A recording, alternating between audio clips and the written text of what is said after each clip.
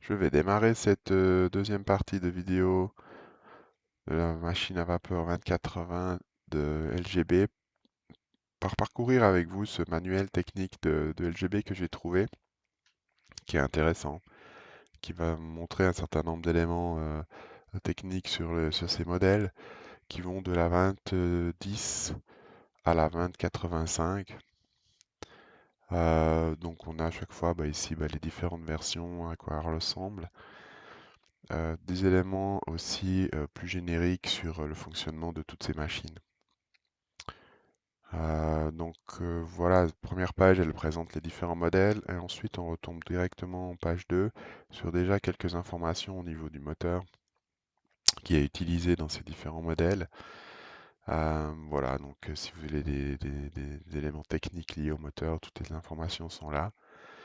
Euh, c'est intéressant aussi de savoir un peu les consommations. Ici, on a l'information de quelles sont les consommations en milliampères en fonction des différents modèles. Les différentes formes de cheminées qui les équipent, ainsi que la transmission.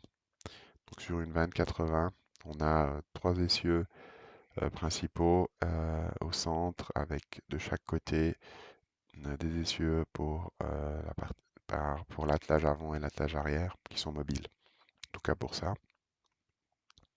Après d'autres variantes pour ce qui est de la mallette, etc.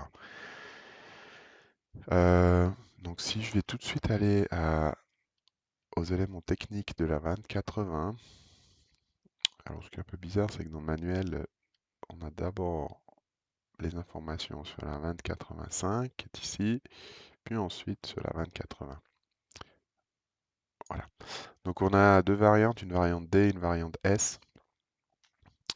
Euh, donc une variante qui s'explique par les éléments, les fonctions techniques, différentes fonctionnalités qui ont été ajoutées dans la version S. Donc sur cette première page, les informations de longueur, de taille et ouais, un petit éclaté de la structure. Voilà. On vous explique que les portes s'ouvrent. Bon, le manuel est tout en allemand, bien sûr, mais bon. Il y a des différences, c'est qu'en fait, le Super Dampflok 2080S électronique. Donc c'est S pour alors sonde ou super modèle, comme vous voulez, mais surtout qu'il est équipé d'éléments électroniques supplémentaires qui permet d'avoir donc bon, l'éclairage automatique, un générateur de fumée. Ensuite, au niveau de la partie bruit, le bruit de la cloche, le bruit du sifflet et également le bruit de la pompe à air et globalement de toute la motorisation lorsque la machine avance. Donc, d'où les compléments d'éléments électroniques qu'on retrouve quand on démonte la machine. Sur l'image 1 ici, on vous explique les différentes positions de l'interrupteur principal. 0, tout est éteint. 1, on allume les lumières et tout ce qui est génération de fumée. Et 2, tout ce qui est bruit moteur, bruit de générateur de fumée, donc les bruits de la cloche et du sifflet. Et pour garantir le son, il fallait une pile 9 volts qui venait se positionner à cet emplacement pour alimenter tout le circuit nécessaire à ces fonctions, ainsi que il fallait aussi prévoir d'ajouter sur la voie, donc en fonction du sens de marche, sur les traverses, côté gauche, un petit rehaussement qui venait actionner la tige, qui venait faire le contact pour, d'une part, la cloche sur la partie gauche de la voie et le sifflet pour la partie droite de la voie. Voilà pour le parcours de ce manuel qui est très intéressant. Ah, encore un petit peu de potentiomètre qui se situe sous la machine pour régler le volume des sons. Voilà, ok, donc je m'arrête là pour le parcours de ce manuel. Et puis on poursuit avec le remontage de la machine pour terminer cette conversion avec le Locksound XL désu. Donc après avoir dégraissé et nettoyé tout ça, Donc ça va être déjà dans un premier temps de réfléchir à comment faire les modifications nécessaires pour l'alimentation du décodeur et du moteur. Donc il y a aussi une chose, toutes les prises de courant qui sont ici, je vais les remplacer. Puisque de base, hein, il y a un ressort avec un charbon comme ça. Et puis là, donc je vais prendre donc ces pièces de rechange, c'est exactement la même chose, il y a le charbon qui est ici. Donc c'est le numéro 63-120. Donc je vais remplacer, puisque là, la pièce d'origine c'est celle-ci. Justement avec le ressort et le charbon, ce qui est appuyé sur la roue. Donc je vais remplacer directement par ça. Donc là le ressort est à l'intérieur. Donc ici, en insérant le charbon et son support directement comme ça. Et même chose de l'autre côté.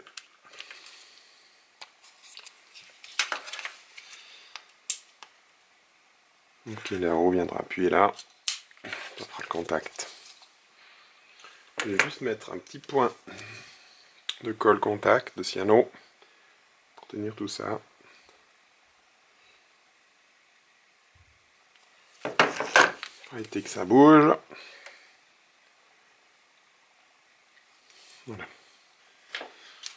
Et puis en fait, il faut faire la même chose sur les autres roues. Donc il y a la roue ici.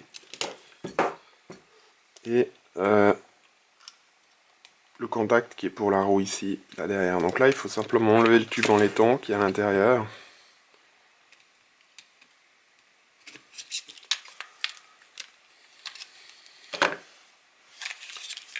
Même chose ici.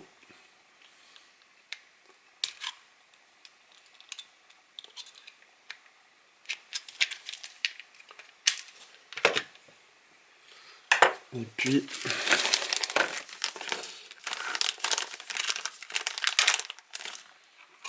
donc c'est quand même plus pratique ces contacts de roue.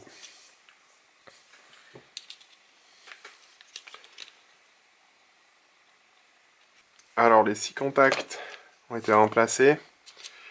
Donc il y en a un par roue. Donc voilà.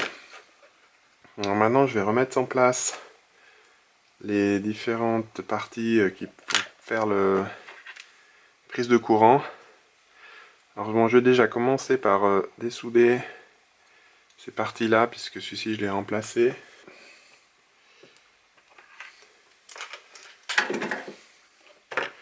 Donc celui-là il va venir ici. Donc on voit, hein, pour s'assurer qu'il y a un bon contact sur les nouveaux contacteurs là, de roue, je vais venir les souder. Ça va être fixé, permanent. Et puis là maintenant je vais venir refaire une prise de courant donc, du contacteur de la roue centrale. Là où il y avait l'autre partie soudée.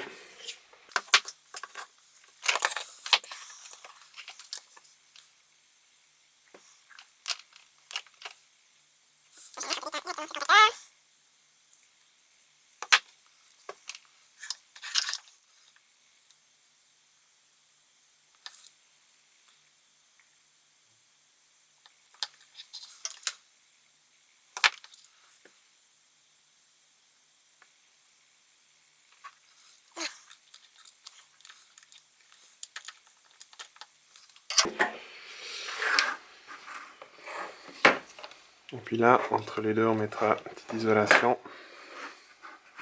Et je vais faire la même chose avec l'autre moitié. On va dessouder ça.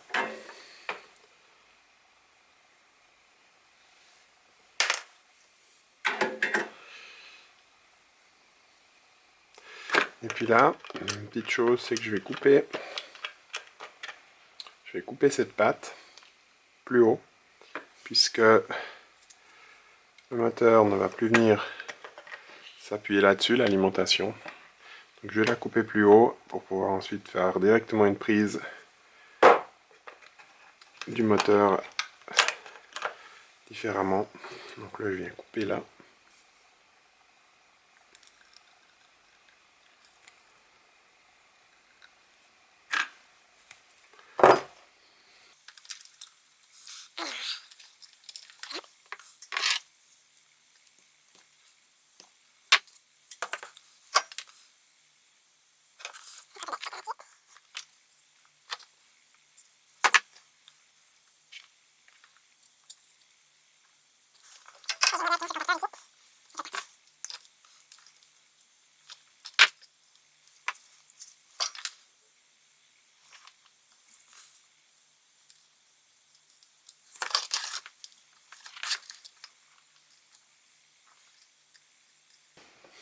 Voilà.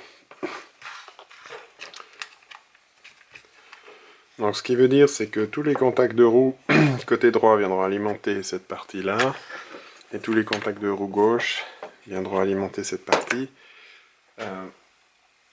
puisque dans la partie supérieure, ici, ce qu'on remettra se cache, comme ça, eh bien le pont sera fait entre l'avant et l'arrière. Voilà. Mettre un petit peu d'isolant, de colle isolante ou de colle à chaud là-dessus pour bien que les soudures soient bien tenues. Donc voilà pour ça. Donc maintenant ce que je vais faire, c'est que je vais faire les points de soudure ici sur chacun des contacteurs. Voilà, alors tous les connecteurs sont maintenant soudés. Voilà, ce qui veut dire que j'ai un bon contact sur chacun des contacts de roue. Je vais profiter aussi pour mettre un petit bouchon ici, ce qui, lorsqu'une fois fermé, ça évitera que les deux contacteurs ici se touchent. Ce que je vais faire maintenant, je vais couper aussi ces éléments là, qui en fait venaient sur des petits détecteurs pour les roues. C'est simplement pour au niveau du son, pour que ça fasse une synchronisation entre le mouvement et le bruit. Bon, ça sera fait par le Log Sound des U. Donc ce que je vais faire aussi là maintenant, je vais prévoir des fixations, enfin l'alimentation du moteur.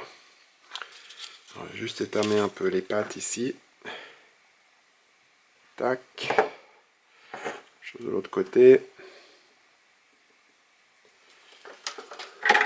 Et puis je vais venir souder les fils qui viendront, qui seront après directement fixés au décodeur. Qui viendront alimenter, qui servira d'alimentation du moteur.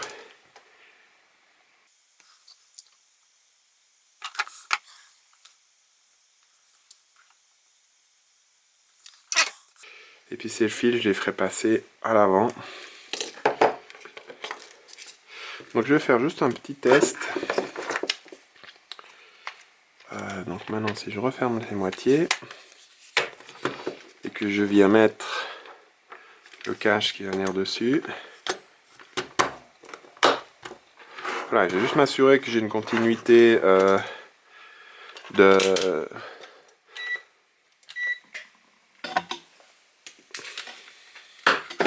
chacun des côtés.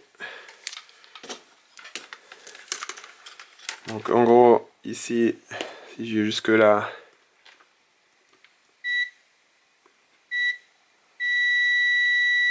ok, si je viens de là à là, ok. Donc ça c'est bon. Donc maintenant remontage de tout l'intérieur moteur. Alors pour ça, donc je vais commencer avec l'axe ici. Alors on va mettre les axes là.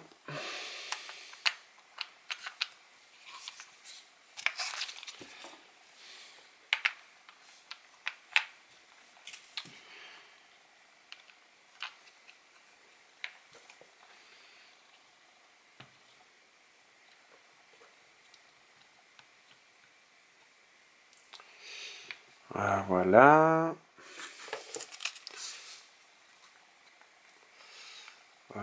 Il faut viser tout ça.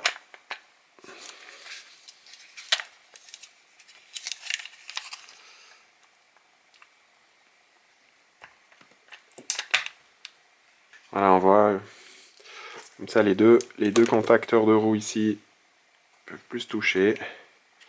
Donc ils sont isolés. Donc sauf erreur, je vais pouvoir revisser ça.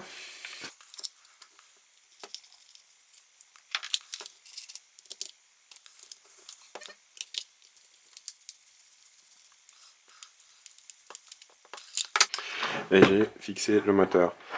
Donc j'ai remis les deux petites billes qui devaient être à l'avant des axes ici, pour pas oublier. Et puis ici maintenant, je vais encore fixer, remettre les vis qui étaient là.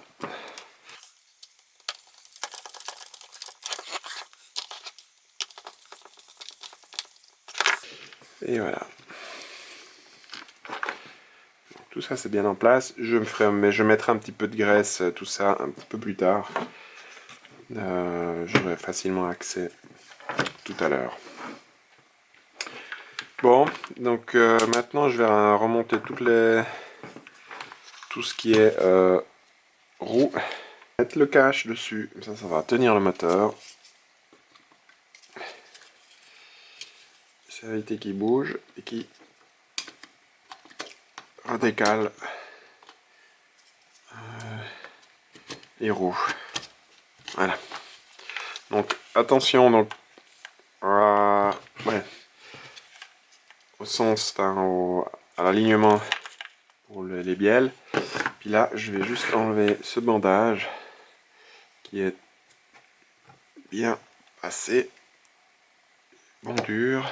Voilà. Et cassant. Je vais en mettre un tout neuf avant de mettre les bielles.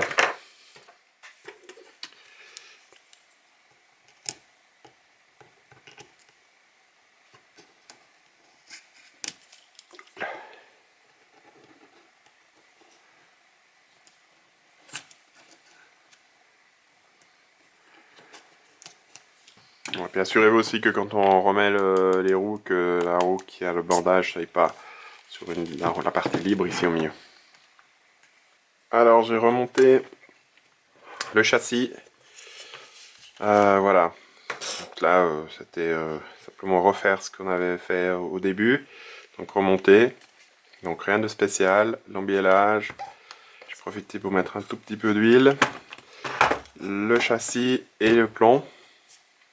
Et puis là j'ai préparé une petite platine pour pouvoir venir fixer le décodeur.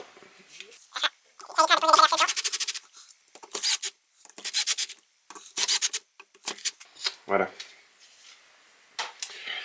Donc voilà pour ça, c'est une platine en MDF. Toute simple. Après, juste petite option de remontage. Puisque ici, il y avait sur la roue libre avant une prise de courant avec la même chose, des contacteurs ici qui venaient se brancher ici. Non, qui venaient alimenter la platine qui était à l'intérieur de la carrosserie là, qui venait directement se plugger ici. Donc ça je vais pas réutiliser. Aujourd'hui je vais avoir les prises de courant sur les trois essieux. Donc ça va suffire. Donc cette partie là, je vais la remonter comme celle à l'arrière, c'est-à-dire voilà, sans l'aspect câblage. Il n'y aura pas de contacteur sur les roues avant, sur la roue avant comme il y avait avant. Voilà, donc ce que je vais faire là maintenant, c'est remonter aussi cette roue avant, la roue arrière, poser le décodeur et puis après on verra pour les branchements. Pour éviter de poser le décodeur directement sur la platine en MDF, donc je vais mettre juste cette petite protection là-dessous, petite mousse. Et puis ensuite, je vais venir visser le décodeur directement avec les 4 vis prévus, les 4 trous prévus, pour qu'ils tiennent un petit peu.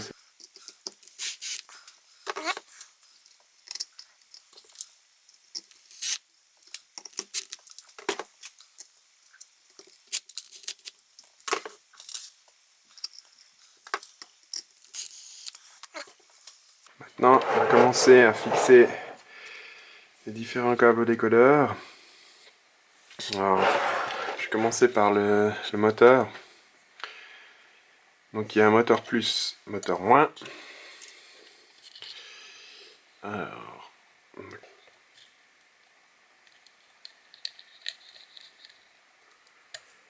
et moteur moins.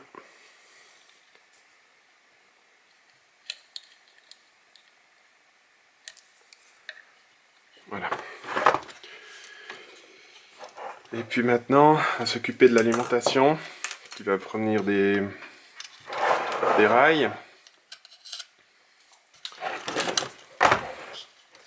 Alors ici on a l'avant, la partie gauche et droite.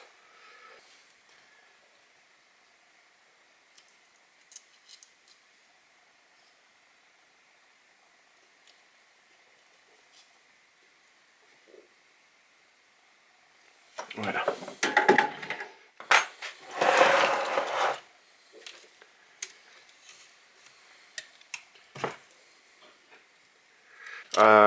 Donc pour ce qui est de l'alimentation, track left, track right. Voilà. Ce que je vais faire, c'est que je vais dessouder ces câbles là qui finalement ne serviront à plus rien du tout, qui sont pour les contacteurs de bruit.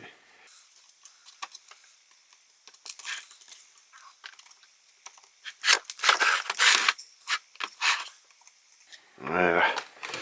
Plus de place. J'en ai profité aussi pour nettoyer la carrosserie. Puis j'ai fait 2 trous là, puisque j'ai les 2 fixations. La carrosserie viendra passer à travers ici avec une fixation des vis. Pour pouvoir venir passer les tiges ici.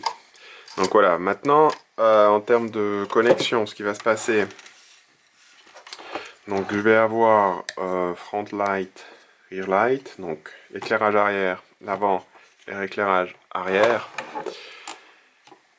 Sur l'auxiliaire 1, je vais avoir l'éclairage de la cabine, puisqu'il y a une lampe là-dedans. Et auxiliaire 2, ça va être le fumigène. Concernant l'éclairage, donc je réfléchis un petit peu à ce que j'allais faire. Donc de base, il y a ces petites ampoules à filament en fin de compte, hein, qui sont montées sur un support comme celui-ci, et puis qui vient dans la lanterne. Je viens de fixer tout ça dans la lanterne. Et puis, donc j'ai décidé de mettre de remplacer ça par une LED 3 mm en blanc chaud. Aussi pourquoi? Parce que je trouve que le support ici, donc le support plus l'ampoule, fait que in fine, la lumière elle est diffusée carrément tout au sommet de la lanterne. Donc, et puis là, ce que j'ai fait à la place, donc j'ai pris cette tige en fait ce tube en laiton dans lequel je suis venu glisser la LED. Et puis, bon, en termes d'éclairage, si maintenant j'allume, juste pour vous donner une idée. Donc d'origine, c'est un petit peu plus blanc clair, là c'est un peu plus blanc chaud jaune. Ça me dérange pas forcément. Et on voit ici, la diffusion se fait vraiment tout au sommet de la lanterne. Pas au centre, ce que je trouve pas top. Donc du coup j'ai pris cette option. Ça fait un peu plus jaune. Ça me dérange pas forcément par rapport au style de locomotive, une vapeur un peu ancienne comme ça. Donc je vais opter pour ça. C'est-à-dire je vais remplacer ces LED, ces ampoules par des LED. Et puis je fais juste un support en laiton, c'est un tube de 5 mm dans lequel je viens glisser la LED. Et puis ça va aller très bien comme ça. Et davantage aussi, c'est pour tout ce qui est réglage, ensuite pour peut-être des effets avec le décodeur, ça sera plus facile à obtenir ces effets. On voit aussi là, quand je diminue,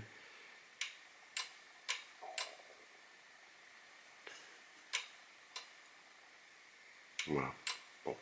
Donc je vais faire tous ces changements là, tirer les câbles et venir directement alimenter au décodeur. J'ai mis en place l'éclairage avant. Alors voilà, j'ai remplacé les lanternes d'origine, enfin les lampes d'origine par du LED. Par contre, bah, les lanternes ici en plastique, comme dit, elles vont être remplacées. Celle-ci est cassée. Celle-ci, il lui manque aussi un morceau. Mais bon, peu importe. Donc ça, c'est ok. J'ai fait le branchement sur le décodeur. Maintenant, je vais m'occuper de la partie arrière. Alors bon, ce que j'ai aussi fait, c'est que j'ai remplacé la lanterne qui est à l'intérieur ici. Je sais pas si on la voit là-dedans. Qui était la même chose, qui était simplement une lanterne, enfin une ampoule comme ça. Donc j'ai réussi à remplacer ça avec un petit adaptateur qui va très bien pour les LED 3 pouces, 3 mm. Maintenant il y a cette partie arrière ici. Donc là j'ai déjà enlevé les deux lanternes. Alors pour démonter ça, il suffit de tirer cette pièce en aluminium qui vient caler la platine.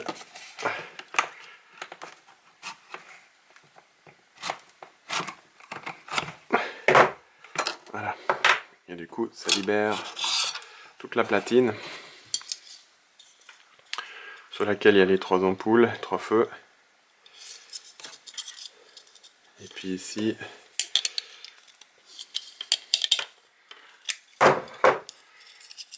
donc une petite plaque alu pour refroidir les composants.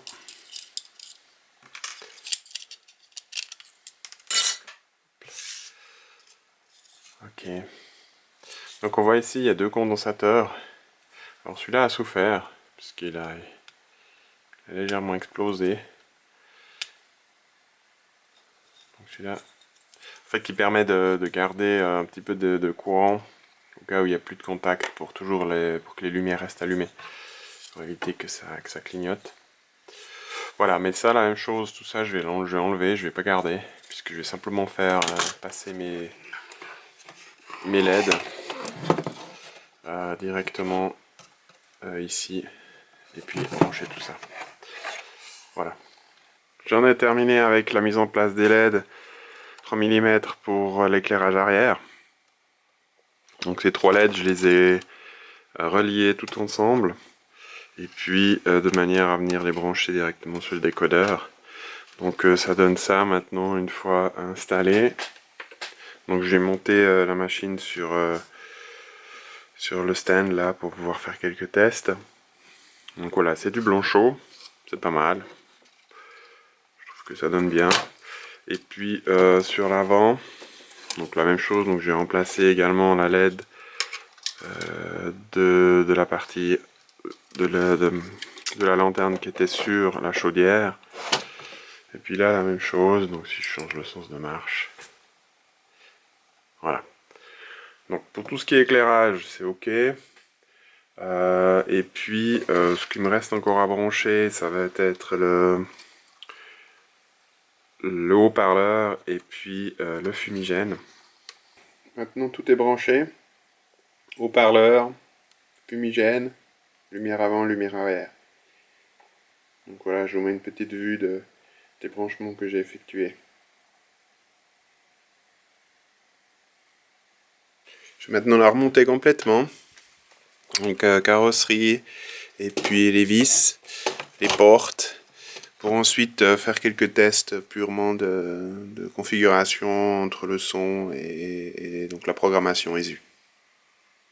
Voilà, maintenant une fois monté et le Log Sound programmé, je voulais juste partager avec vous les quelques vingtaines de fonctions qu'il y a dans ce fichier de son disponible pour cette BR99, donc téléchargeable depuis le site ESU.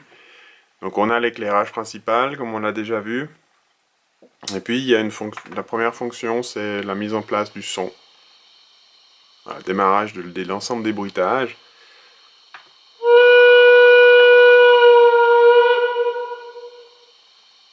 Un coup de sifflet lent. Une cloche.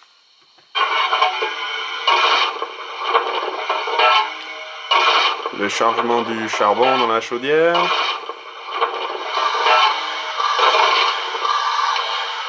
La pompe à air.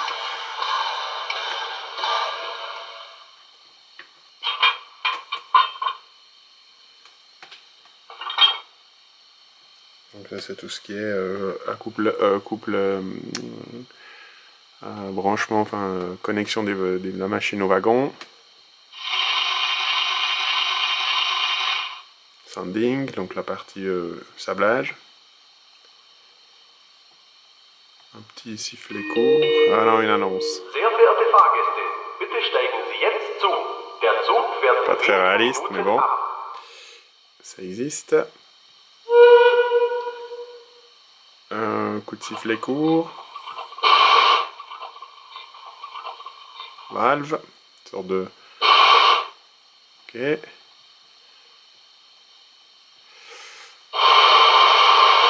Coup de vapeur.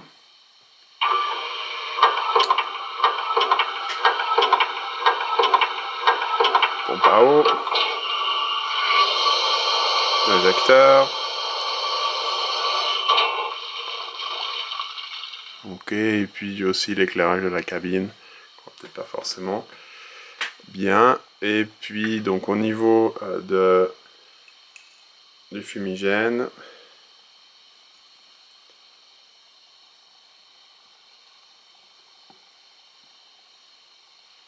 Voilà.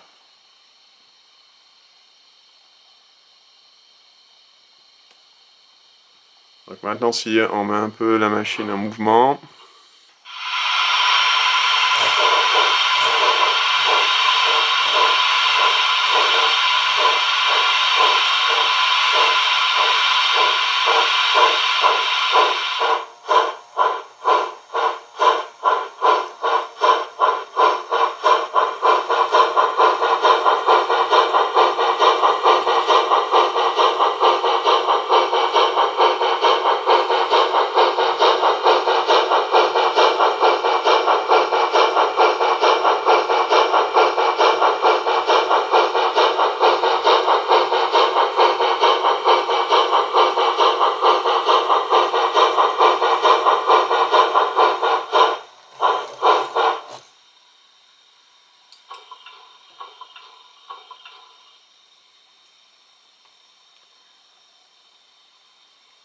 Ok. Donc il y a peut-être encore quelques réglages de synchronisation à faire. Mais bon voilà, globalement, bah, j'en ai terminé avec cette conversion. Je pense que le décodeur ESU fait un bon travail. Et puis, bah voilà. Il y a encore 2-3 petites choses à changer, à adapter. Notamment bah, quelques pièces à remplacer sur la carrosserie. Mais globalement, je suis assez content. Donc voilà, ça a été une vidéo plus ou moins longue quand même. J'espère que vous n'êtes pas trop ennuyés. Et puis, ben, rendez-vous pour un prochain projet. À bientôt!